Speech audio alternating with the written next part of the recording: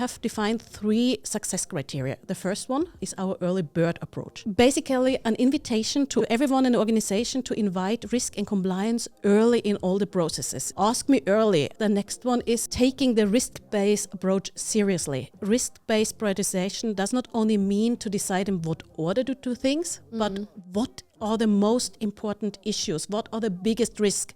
And what are we going not to do at all? Last but not least, our ambition is to reduce the risk and compliance hassle for the organization. And how are we doing that? Well, we are combining all our second line functions in one unit. We want to avoid a situation where a product manager or tech lead is confronted on a Monday with risk, saying, now let's do a risk assessment.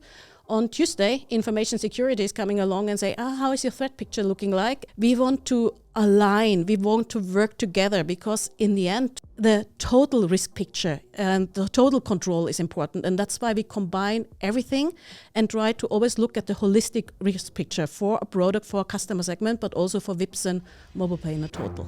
Money makes a world go round.